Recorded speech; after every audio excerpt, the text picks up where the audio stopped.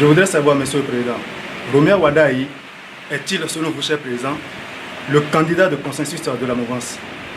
C'est ma seule question que je vais poser. Une question à laquelle je ne veux pas répondre, parce que pour des questions stratégiques, et j'ai évité d'appeler certains noms pour le moment. Je ne veux pas appeler le nom de certains pour le moment. J'attends.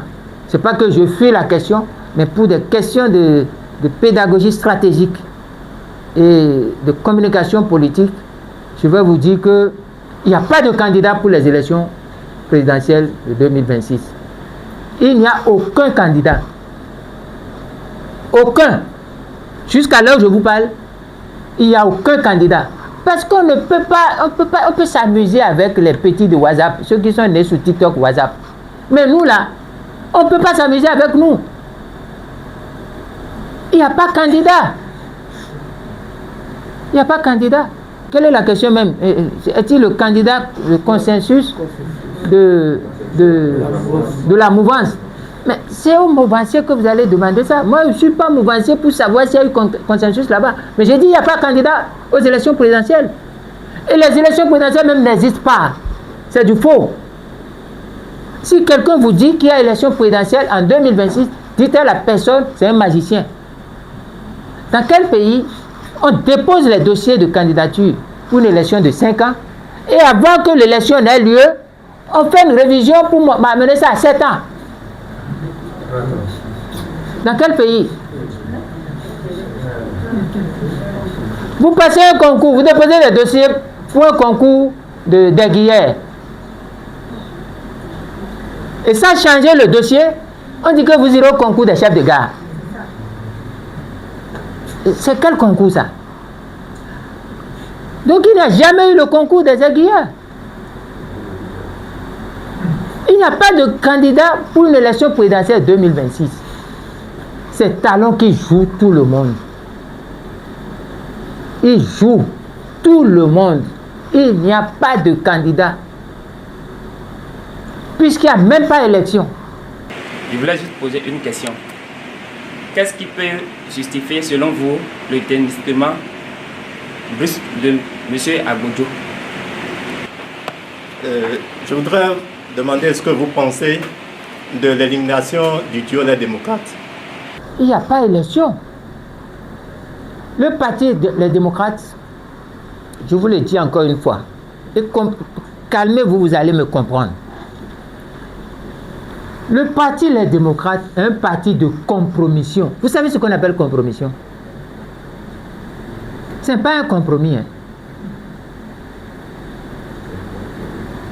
Lorsqu'il y a, c'est-à-dire, prenez deux concepts. Prenez le concept de dictature à côté, le concept de démocratie à côté.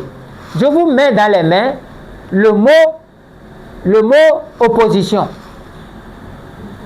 Quand vous avez dictature ici, vous avez démocratie ici, et je vous mets le mot opposition dans les mains, vous ne pouvez pas aller mettre le mot opposition dans la colonne de dictature. Le mot opposition est dans la colonne de démocratie. Quand je vous donne le mot élection dans les mains, et je vous dis d'aller mettre ça dans une colonne, personne ne peut mettre le mot élection dans la colonne de dictature. Parce que le mot élection est un mot qui fonctionne avec la démocratie. Or, je vous ai démontré maintenant que Patrice Talon a viré de la démocratie pour aller à l'autoritarisme et a viré de l'autoritarisme pour aller à l'autocratie. Et aujourd'hui, il ouvre les portes et les boulevards de la tyrannie et de la dictature crasseuse. Donc, le leadership de Patrice Talon est un leadership pathologique qui est atteint d'une maladie qu'on appelle l'hubris. Quand on est atteint de l'hubris, on ne fait pas élection. Il n'y a pas élection dans une dictature. On parle de parodie électorale. Je de faire valoir, c'est de la compromission. Parce que le mot élection n'existe pas en dictature. Vous comprenez? Donc, à partir de là, il n'y a pas élection. Les démocrates n'ont pas été éliminés. Ils n'ont pas été exclus du jeu. Les démocrates sont dans le jeu. Ils sont venus jouer à leur jeu et sont repartis. Parce que leur mission était de valider l'illusion d'élection. Je ne sais pas si vous comprenez. Ils sont dans un jeu de compromission. C'est un jeu. Vous avez vu toute la grimace? C'est un jeu. Parce que s'ils n'étaient pas dans un jeu, eux qui se disaient parti du peuple, plus grand parti du peuple, mais on allait voir la protestation. Ils sont dans un accord. C'est vous qui ne comprenez pas encore ce qui se passe. Quelqu'un me dit pourquoi leurs candidats se sont retirés. C'est ça la question. Alors, je vais vous poser une question. Je vais vous donner des indices, vous allez comprendre. Est-ce que depuis ce temps-là, où Lodjou, Agbodjo et Yahi Boni, depuis que Agbodjo a fait une déclaration, vous avez encore entendu qu'on les a convoqués à la brigade criminelle? Ils sont encore allés devant la brigade criminelle. Vous avez entendu ça? Mais pourquoi ils ne sont plus allés à la brigade criminelle? Si vous répondez à pourquoi la brigade criminelle ne les a plus convoqués, vous allez comprendre que c'est un jeu. Ils sont dans un jeu. Le parti Les Démocrates est dans un jeu. Et c'est un jeu de l'impasse. C'est ça qu'on appelle la compromission. Pourquoi? Parce qu'ils disent ils veulent gagner une dictature par la voie des urnes. Est-ce que vous avez vu ça une seule fois dans le monde? Sur cette terre-là, est-ce que vous avez vu une seule fois une dictature a été battue dans les urnes, a reconnu, a accepté, a passé service? C'est faux. Ça ne se passera jamais. Le jour où ça se passe, ce n'est pas une dictature. Parce que le mot élection ne fonctionne pas avec ce qu'on appelle une dictature. Et tout ce qui s'est passé, c'est un jeu qui est huilé depuis avant 2023. Le contexte dans lequel le parti Les Démocrates a été rattrapé, racheté pour aller aux élections législatives de 2023, nous l'avons démontré à Grand Popo le 28 février 2023, je pense, 2023. 18 février 2023, nous l'avons longuement démontré. C'est ce jour que j'ai parlé même un peu de Rossi, de tout ça. C'est ce jour que j'ai dit tout ce qui va se passer maintenant. Je l'ai démontré. Donc, ils ne sont pas exclus, ils sont dans un jeu. Il y a des détails que je ne peux pas vous dire. Parce que, vous savez, il y a des vérités que vous avez, mais parce que vous ne pouvez pas amener certaines preuves, mais que vous connaissez, mais que vous ne pouvez pas amener comme ça pour l'exhiber publiquement, vous êtes obligé de ne pas les évoquer devant écran et tout ça là. Mais je sais exactement ce qui s'est passé. Je sais les pressions qu'il y a eu. Je sais les engagements secrets qui ont eu lieu. Je le sais. Et tout ce qui se passe là, en temps réel, je suis au courant. Je suis au courant. C'est triste. Donc, je réponds à votre question en disant que vous pouvez être sûr de quelque chose. Ce jeu-là, c'est un jeu. J'aimerais vous demander pourquoi, Monsieur le Président, à quelques jours des élections de 2026, les députés opèrent encore la révision de la Constitution. Et quel est l'objectif visé par l'institution du Sénat dans la révision de cette Constitution-là? Merci beaucoup. Je voudrais juste vous poser une seule question. Et je voudrais savoir ce qui peut justifier le silence de certains anciens qui ont participé à la conférence de 1990. Ceux qui ont été à la conférence nationale et qui ne parlent pas. Bon, moi, je ne peux pas répondre tellement en leur nom. Parce que c'est des gens, j'évite de parler en leur nom. Ce ne serait pas élégant de ma part. Je ne peux parler que de moi. Et ce que je peux vous dire, parmi tous ce groupe-là, beaucoup ne sont pas, ceux qui tournent autour du pouvoir aujourd'hui, qui acceptent tout ce que le pouvoir fait, beaucoup ne sont pas allés à la conférence nationale. Hein. Non. Et beaucoup sont allés à la conférence nationale, mais n'étaient pas d'accord avec les conclusions de la conférence.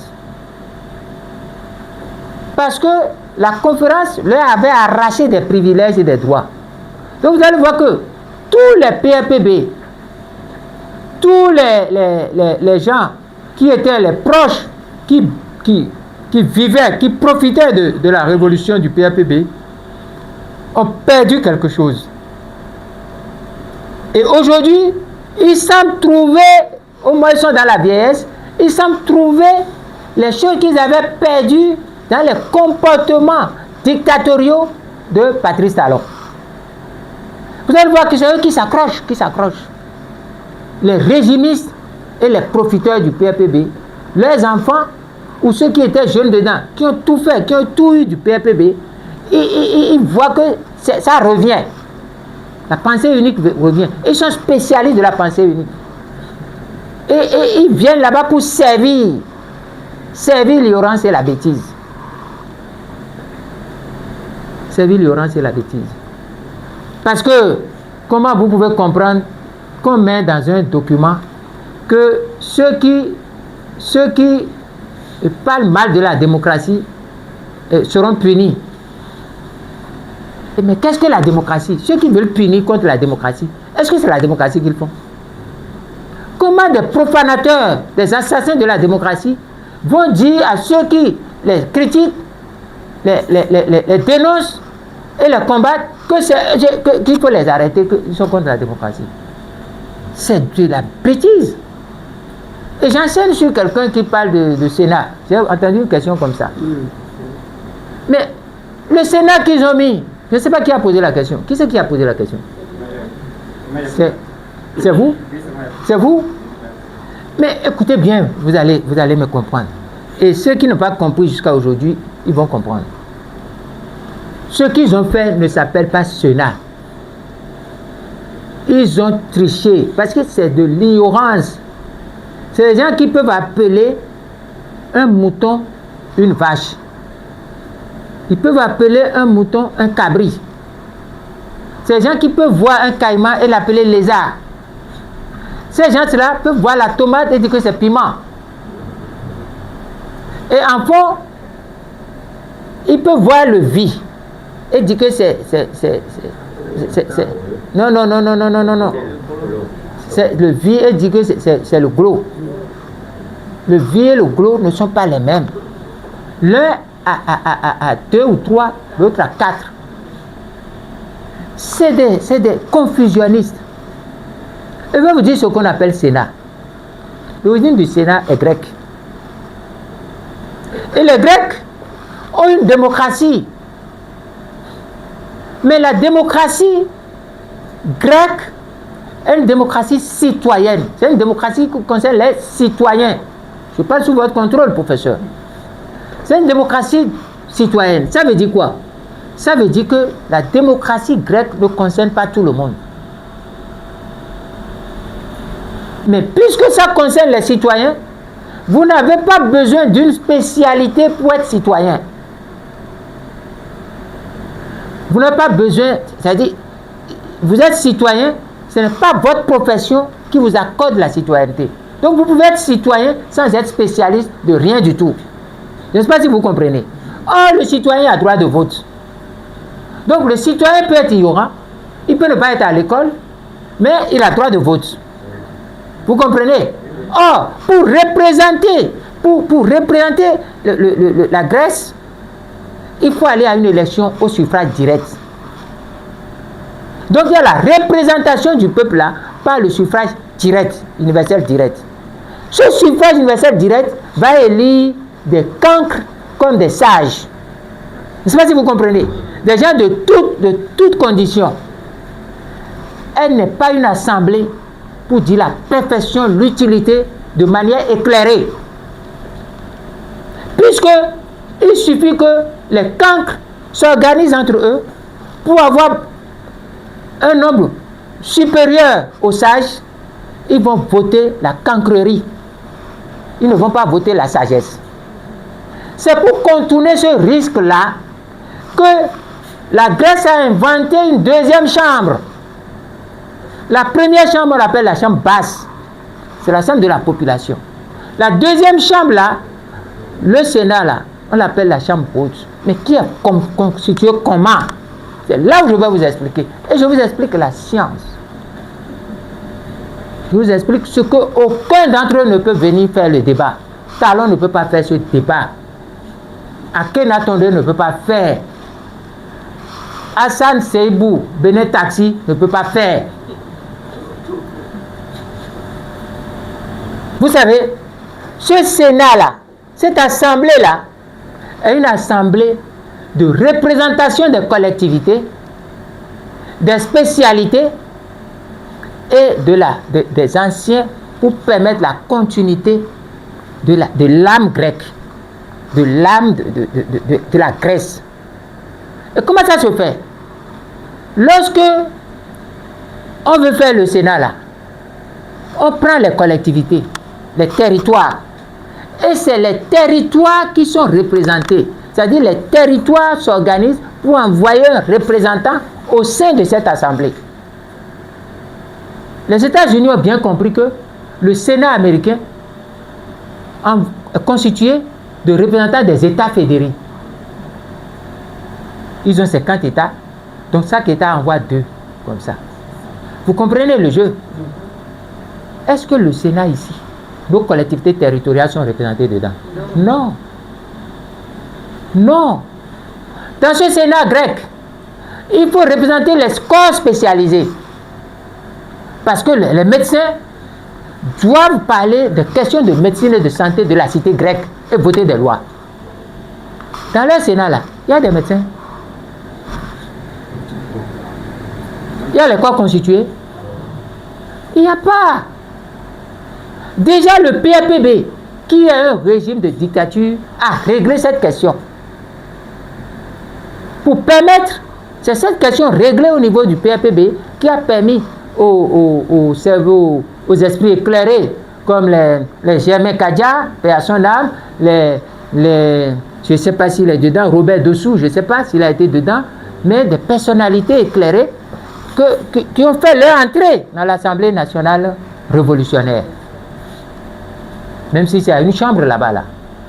Mais quand on finit de prendre les spécialités qui s'ajoutent aux représentants des collectivités, on va un peu plus haut. On prend les aînés, les anciens, les seniors. Et c'est les seniors qui se retrouvent entre eux pour désigner leur père. Donc l'Assemblée, le Sénat, ce n'est pas les mêmes choses. Le Sénat est une représentation des collectivités, des États de base, des spécialités et des anciens par le principe de désignation par les pairs. Et il y a aussi quelque chose qui est magnifique chez les Grecs. L'esprit démocratique grec veut agir au plus précis de l'égalité de tous devant la loi. Ils ont introduit une troisième forme, la désignation par le boulet. Là, ce n'est plus des gens qui viennent voter les uns pour les autres, mais on met des urnes, on met des boules dedans, on vient tirer au sort. Puisque on se dit, l'homme peut négocier avec l'homme pour amener le cancre à être représenté. Mais pour éviter ça, on va tirer au sort parfois. Et c'est l'ensemble là qui forme la chambre haute qu'on appelle le Sénat. C'est pour ça que lorsque la chambre basse fait des votes, ça vient au niveau de la chambre haute qui vérifie, parce que là c'est les spécialités, les intérêts des collectivités. Et ils certifient, ils peuvent refaire des recommandations. Parfois les deux chambres s'unissent, le cas par exemple de la France. Et avec le monde qui évolue, les nouvelles technologies qui évoluent, la science et puis le savoir qui est de plus en plus partagé, la question du Sénat devient inutile dans beaucoup de systèmes. Les Belges ont annoncé les couleurs, les Sénégalais l'ont fait. Le débat est ouvert au niveau de la France pour la suppression du Sénat. Alors, venons au Sénat béninois. Pourquoi ce n'est pas un Sénat? L'esprit qui est à la base est quoi? L'esprit qui est à la base est que Patrice Talon est en fin de cycle. C'est-à-dire, il a dit, je viens faire 5 ans. Avec 5 ans, on peut faire le job. Il a dit au Bénin. Vous avez entendu? Il a dit devant le président français, François Hollande. François Hollande l'a regardé avec le clin d'œil. Mais voilà ce monsieur qui se donne, il se tape 45 jours dessus. Et il voit que ça va finir. Et puisque ça va finir, et qu'il ne peut plus, c'est maintenant la honte, il ne peut plus venir ouvrir sa bouche pour dire, je veux encore. Les manœuvres ont commencé. Et c'est ces manœuvres ça. Il va quitter et il va être repositionné au niveau du Sénat. Mais dans quel esprit? Écoutez très bien l'esprit. Et faites attention. Et je vais vous faire aussi une révélation qui va se passer. Il y aura une nouvelle révision. Il y aura une nouvelle révision de la Constitution. Parce que ce qui s'est passé là, ça s'est passé dans une précipitation et tout n'a pas été réglé comme cela se doit. Et il y a les failles. Moi, je connais les failles. Je vais donner un peu maintenant. Les autres, je vais garder d'abord. Et il va vous rassurer de quelque chose. Il n'ira nulle part. La rupture n'ira nulle part. Talon, ils n'iront nulle part. Parce qu'ils font de l'incongru, de l'illogique. Et pourquoi? Dans leur esprit, dans l'esprit de ceux qui ont porté le document, puisque Talon, ce n'est pas lui qui a signé directement, mais il a porté, puisque les deux partis, UP et BR, sont instigés par lui. Et je vais venir sur UP et UPR, et vous allez me rappeler ça. Je vais vous montrer comment l'UPR est une bizarrerie. UPR là, c'est une bizarrerie. Donc, c'est les deux là, Aken Tondé et Hassan Seibou, qui sont les patrons des groupes parlementaires. Est-ce que vous pensez que les deux là ont agi sans avoir fait concertation avec Talon? Moi, je doute de ça. Mais le même Talon n'avait-il pas dit que non, on ne fera plus de révision, c'est seulement après mon départ? Mais pourquoi on a fait? Et pourquoi dans le Sénat là, on dit que les chefs d'état-major en activité vont être membres du Sénat? C'était dans leur monture, proposition initiale, c'était ce monstre-là que les initiateurs n'avaient pas vu. C'était un monstre. Mais vous allez voir que je n'ai pas parlé. Je les guettais. Je souhaitais qu'ils fassent ça. Ils m'ont filé entre les mains, ils n'ont pas fait. Ça me fait très mal. Ils allaient mettre les chefs d'état-major en activité. Ils allaient mettre ça dedans. S'ils avaient mis ça dedans, moi, je vais mettre fin à la résistance. Je vais vous dire, nous allons commencer par fêter, Parce qu'un beau matin, vous allez entendre ce qui va se passer. On va les enchaîner, ligoter. Je ne sais pas ceux qui sont partis leur dire d'enlever les généraux. Ça m'a fait mal. Jusqu'aujourd'hui, je souffre et je ne sais pas comment je peux me rétablir. Ils allaient laisser les généraux là que je connais là. Ils allaient laisser dedans. Garder leurs troupes, commandement là, chef d'état-major en active, ayant des troupes de commandement qui vont venir s'asseoir dans le Sénat. Ah, ça là, vraiment, on a consulté le FA et on a dit à Lien, vous connaissez Lien? On a consulté le FA, on a dit à Lien, à la fin du mois là, tu seras le président de toutes les chèvres du village. Et Lien a commencé par pleurer. On dit, mais qu'est-ce qui arrive? Il dit, mais on t'a dit que tu seras le patron de toutes les chèvres et tu commences par pleurer alors que c'est toi qui cherchais les chèvres. Il dit, non, ce n'est pas ça qui est le problème pour lequel je pleure. C'est parce que vous là, je vous connais, vous ne tenez pas à vos promesses. C'est parce que vous n'allez pas faire qui fait que je pleure. Je ne sais pas si vous comprenez bien l'allégorie. Ils allaient mettre les chefs d'état-major en activité dans cette affaire. La résistance était terminée. Et je n'ai pas parlé. Vous avez vu que je n'ai pas parlé. J'ai seulement dit une jeune pour les distraire un peu, fouetter leur ego pour qu'ils disent on va faire. Mais ils sont restés seulement, ils ont enlevé. Il faut dire à Talon, à Seibou et à Ken Attendé de remettre dedans. Dans quel pays on va prendre l'armée en activité, mettre ça dans une structure pour appeler Sénat? Dans quel pays du monde? Quelqu'un qui a bien compris autour de Talon. Si les gens ont lu d'abord, ils ont lu d'abord Tocqueville, Montesquieu, Hobbes, s'ils ont lu tout ça, s'ils ont eu le temps un peu de fouetter un peu Étienne de la Boétie, David-Henri Thoreau, s'ils ont fouetté un peu Rousseau, ils allaient comprendre ce qu'on appelle la séparation des pouvoirs. La base de la démocratie, c'est la séparation des pouvoirs. On va créer une structure en fin de mandat. Le président Talon en fin de mandat. Alors que plus rien ne le concerne dans l'exercice du pouvoir. Personne ne peut s'asseoir pour parler du pouvoir de Talon. Il a consommé tout son crédit. Et c'est lui qui va créer une structure qui va être exécutive, législative, juridictionnelle et policière. Une structure qui va punir des gens sur leurs mœurs. Les mœurs politiques, le Sénat là va contrôler les mœurs politiques. Mais ça veut dire quoi? Vous avez bien lu le Sénat? Mon cher ami vous qui avez posé, vous avez bien lu? Oui, j'ai lu. Mais c'est pas un monstre? Tellement. J'aime bien si vous permettez vous poser des questions par rapport à ça. C'est ça la question. C'est ça qui fait que ce n'est pas un Sénat. C'est quelque chose qui est créé pour confisquer le pouvoir dans l'esprit d'installer une junte à la tête du pays.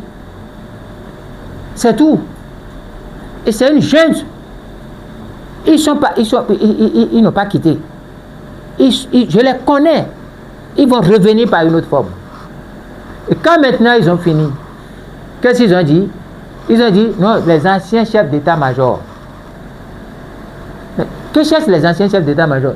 Nous sommes en état de guerre. Il y a guerre au Bénin. Un ancien chef d'état-major, il va commander qui?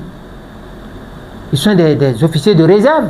S'ils sont encore dans une tranche d'âge donnée, allez lire le règlement militaire dans le pays. Les grands officiers qui ont occupé de hautes fonctions, même certains ministres de la Défense, tous ceux qui ont occupé de hautes fonctions, sont comme des personnes ressources. Mais cela ne leur donne pas de s'immiscer dans les affaires politiques. La politique est pour les civils. La politique est pour les civils. L'une des conneries, c'est qu'ils ont oublié l'engagement du colonel Vincent Guézodier, paix à son âme. Un vrai soldat, Vincent Guézodier. Je m'incline devant tout ce qu'il a été. C'est Vincent Guézodier, à la conférence nationale, suite à quelque chose qui s'est passé et que c'est dommage qu'on n'enseigne pas ces choses aux enfants. Vous vous souvenez un jour à la conférence nationale, c'était devant moi. Il y avait un combat, un débat intense. Et la question de la souveraineté de la conférence s'était posée. Et la force, quelle est l'issue des travaux? Tout ce qu'on est en train de faire, quel est le but, l'issue? Et quand cela s'est posé, Kouandoté s'est levé. Maurice Kouandoté, c'est un putschiste professionnel, récidiviste, spécialiste de coup d'État. C'est lui qui s'est levé. Nous étions tous dans la salle. Et qu'est-ce que Kouandoté a dit? Il dit ceci: si moi j'étais Kérékou et que je vous ai appelé, je vous ai tendu la pêche et que vous êtes là à voir prendre le pouvoir, tout là, je retire la pêche, je vous assomme avec. Et de toutes les façons, si Kérékou ne le faisait pas, moi Kouandoté, je vais faire un coup, je le ferai. C'est ça qui a fait sauter de leur chaise les trois présidents. Les trois présidents, anciens présidents, Ahomaregbe, Maga et Zissou, ça les fait sortir de leur chaise. Ahomaregbe le premier. Pourquoi Ahomaregbe? Ahomaregbe se souvient de Kouandoté. Il connaît Kouandouté, qui est Kouandouté. Et Kouandouté a dit quoi? Paix à son âme. Voilà un président intègre, extraordinaire. Justin Tometi à Romadegbe. Il lui faut un monument à Romadegbe Tometi. Un monument à Cotonou, à Bégamin. Un monument à Bomé. Romadegbe mérite plus qu'un monument. Il mérite même qu'on crée une université ou qu'une garnison, quelque chose d'important, porte le nom de Justin Tometi à Romadegbe. Un homme intègre, homme politique rare, nationaliste, capable de rassembler du nord au sud, de l'est à l'ouest. C'est Romadegbe. Ce n'est pas les autres. C'est Romadegbe qui a dit, Kouandouté, je le connais. S'il dit, il va faire. C'est un professionnel. Et Hubert Maga, le premier président du pays, vous savez, lui, il est corpulent, il a de l'embonpoint. Il s'est remué dans son fauteuil. Il dit que le sang ne va jamais couler dans ce pays. Et il sermonnait Kouandouté pour dire, lui, de son vivant, Maga, ça ne se passera pas.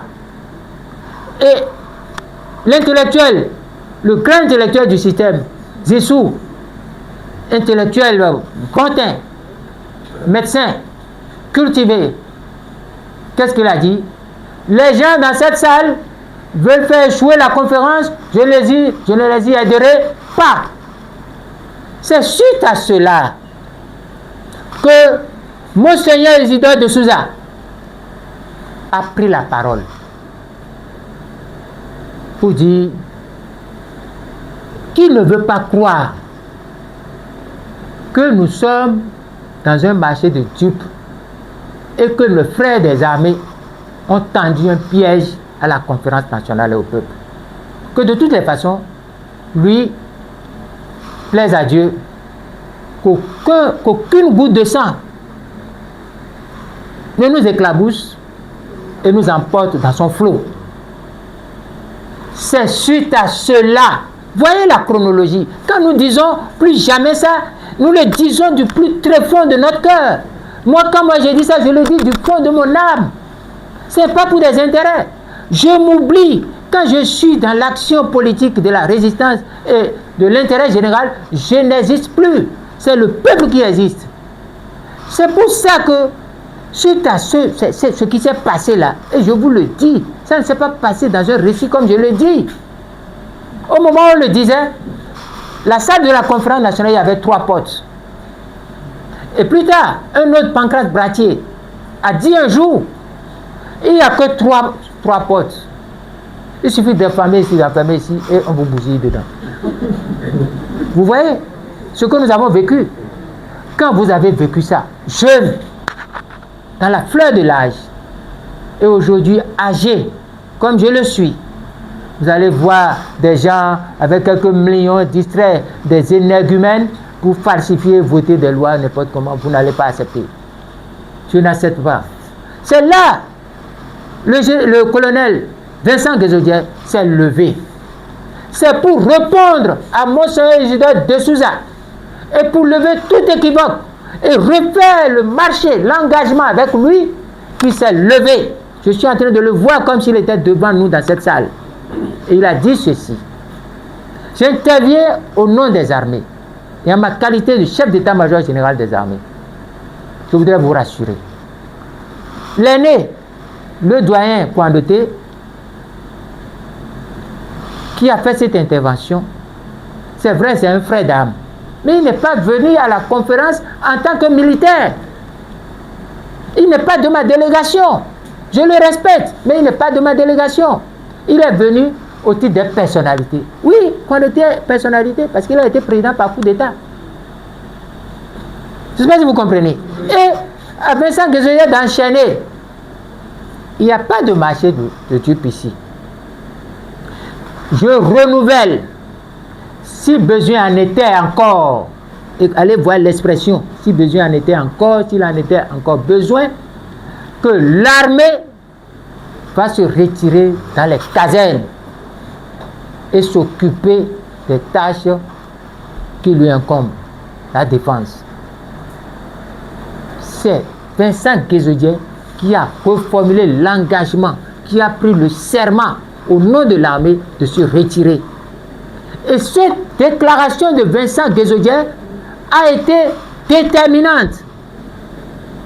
Elle a été déterminante. Parce que si le jour-là, Vincent Guézodier disait autre chose, la conférence s'arrêtait. Cette déclaration a pesé dans la balance contre les décisions de Kérékou. Kérékou était lié aussi. Vous savez, Kérékou, il est intelligent. C'est pas pour rien, il porte le symbole caméléon. Il tâte avant d'envoyer son pied. Il a vu dans la chambre, dans la salle, il a vu. Soit il faisait un passage en force, il y aurait un bain de sang, mais il va mourir aussi. Quand les gens disent oui, il a fait, je le remercie. Mais s'il tentait autrement, il mourrait. Parce que le vent ne lui était pas favorable à Kérékou. Il y avait Ceausescu qui était mort de l'autre côté. Il y avait le vent changeait et l'atmosphère était un peu l'atmosphère de la fin de la guerre froide, la chute du communisme et du mur de Berlin. Kérékou est très intelligent, il a saisi l'opportunité et il a permis. Et vous allez voir si vous voyez les images. Le jour où Kérékou, il y a des images qui n'ont pas montré. Le jour où Vincent Guézodier a dit ça, et que plus tard nous avons chanté l'hymne national pour arracher la souveraineté dans la salle de la conférence et proclamer la force exécutoire des décisions. C'était le tournant décisif. Vincent Guézodier a joué un rôle majeur. Moussa de Souza a posé la question lumineuse pour la clarification. Les anciens présidents ont joué leur rôle. Ils ne se sont pas restés cap. Ils ne se sont pas tués comme certains. Et puis vous faites une confusion. Vous dites que non, Bruno Amoussou n'est pas allé à la conférence nationale. Non, il n'était pas allé à la conférence nationale. Non, Bruno Amoussou n'est pas allé à la conférence nationale. Lui-même ne peut pas dire qu'il est allé à la conférence nationale. Bruno Amoussou était dans la salle. On savait ce qui se passait en ce moment. Bruno Amoussou n'était pas dans la salle. Suite à des affaires que je n'avais pas posé la question, je ne veux pas vous le dire, même si vous le demandez, je ne veux pas le dire au micro, devant les caméras. Il n'était pas là. C'est Félix Dansou-Essou qui avait représenté la sensibilité PSD, qui est la sensibilité de Bruno Amoussou. Mais Bruno Amoussou lui-même n'était pas dans la salle. Il n'était même pas au pays.